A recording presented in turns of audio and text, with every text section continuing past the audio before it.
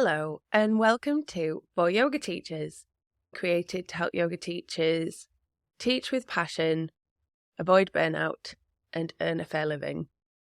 This episode is focusing on having a job and teaching yoga, including being really honest about what happens if these conflict, mindfully switching roles. I talked about the importance of this in last week's podcast, Balancing Parenting and Teaching Yoga, making sure that there is actually enough time to do everything that you want to do and what yoga philosophy says to help us prioritize.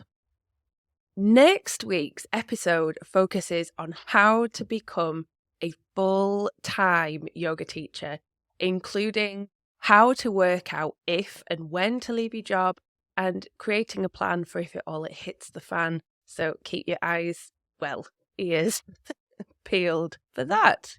If we were yoga teachers 50 years ago, or maybe even 20 years ago, this conversation would be very different. Now, with the inventions of the internet and smartphones, which have undoubtedly given us countless benefits, they have also brought with them having your office in your pocket. It used to be that when you left the office, that was that. And if something happened that needed you, you would find out the next day. Now, there's quite commonly an expectation to answer emails in the evening, to problem solve over your lunch hour, to be logged in and available much more than from 9 till 5. In my experience, most yoga teachers really care about everything. So me just saying, well, turn your phone off at 5 p.m. is great advice, but probably not one that fits with your value set. Because you care about your career and your colleagues and you want to do a great job. So let's be pragmatic. Let's consider real lives rather than ideal lives. Let's go. What to do when the day job and teaching yoga conflict. This is something that comes up so commonly in mentoring sessions. Yoga teachers are so profoundly moved by how amazing it feels to share something that makes people feel so good, something that is healthy and wholesome and, in the main, does right by society. So much so that if the day job, as it were, does not necessarily do all or indeed any of these things, it can create conflict. And people surprisingly regularly talk about their roles as making people with lots of money just have more money. I get it. I really do. It can feel contradictory to what you're trying to achieve with your yoga teaching. So what do we do? Well, one option that I'm sure you've already been thinking about is to quit the day job. Maybe that's part of your long-term plan. Remember, that's what we're looking at in next week's episode. But maybe it's not realistic for you full stop or right now. So now what? How do you manage the conflict? First things first, let's consider the mindset.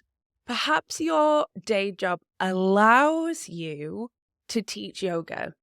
Your day job paid you enough that you could build up some savings in order to enroll on a yoga teacher training in the first place. It sustains you while you're building confidence, building experience. Without your day job, you just might not have been able to train as a yoga teacher full stop, or you might not have the liberty of taking lower paid classes or maybe even free classes to be able to build up your experience and your confidence. So there is some goodness in there.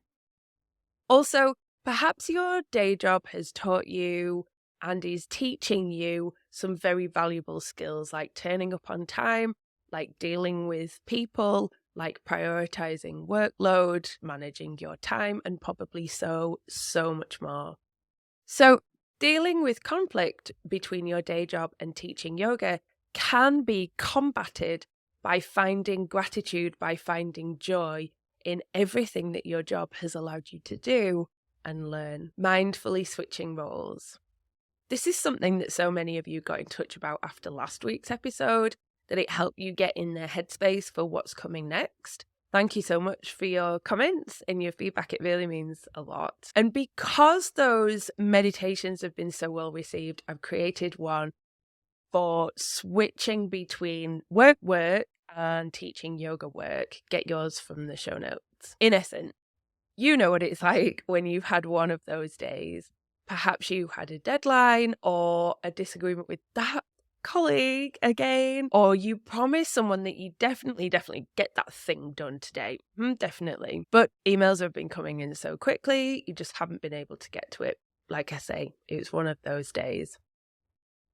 You've got your weekly class to teach tonight, which you do love, but it's starting to become a little bit of a drain. Not that you really want to admit that. And on the way to class, you're working out, what time can I get into the office tomorrow?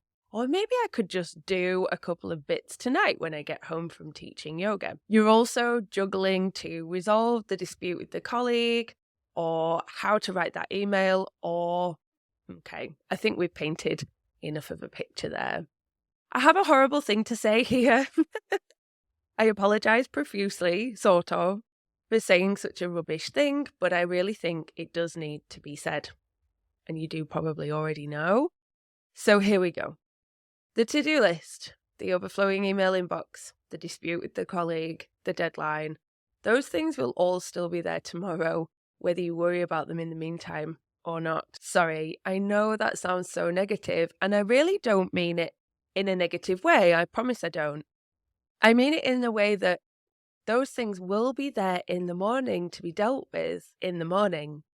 In the meantime, wouldn't it be wonderful to use your tools and your techniques to think about, to focus on the things that you love and the things that make you feel good, like teaching yoga? Yoga philosophy can help with those, like the Yoga Sutras of Master Patanjali, Sutra 233, the practice of Pratipaksha Bhavana. When you think something negative, think something else. So when you find yourself ruminating about work, force yourself firmly but gently to think of something else. Maybe something that you love, or someone that you love, something that you're grateful for, something that you achieved today, etc. So now, using this approach with your mindful switching of roles, you can expect to be mindful and present in your yoga teaching, as opposed to having an undercurrent of how will I get this done, or how will I resolve this, etc. Is there time for everything? As I mentioned earlier, I would say that every yoga teacher that I've met really cares about most or all things in their lives. And so doing the bare minimum in the day job probably isn't an option. But bearing in mind that there's probably enough work to keep you going for 24 hours a day, which of course is an option, how do you decide what to do and what not to do? Well, luckily, there's an answer right there in the yamas for us. Phew! Brahmacharya is often talked about as chastity or celibacy because sex is a huge taker of energy. I like to explain it as moderation of your resources. Remember, you have a finite amount of energy, mental bandwidth, and time. This is not saying that you must use every ounce of those valuable resources. Yoga teacher, rest is so deeply important, but instead think about using these resources in the most sensible and effective way to look after yourself, to look after other people, do your job, teach your yoga, and do all of the other things that are important to you. If your to-do list includes all the things from your day job, all the things for running a house, and all the yoga teacher things, planning and promoting classes, doing your admin, travel, etc., and some self-care things, it might simply be that there just aren't enough hours in the day to do all of these things. It's very possible. So, yoga teacher, let's be pragmatic. Remember, we're keeping in mind real lives, not ideal lives. What needs to be lopped off that list?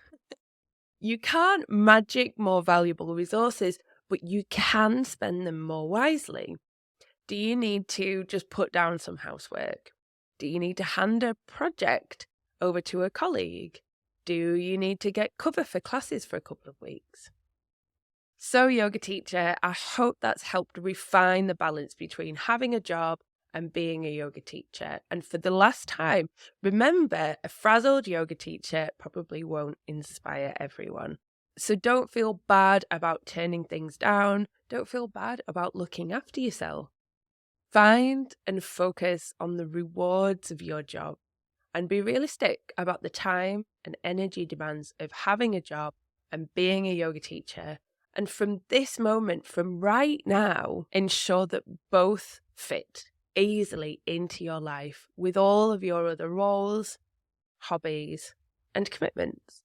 If there's not enough time, be pragmatic, ruthless. What do you need to put down, even if it's just for a week or so? If you'd be so kind to share this with another yoga teacher, we would be so incredibly grateful.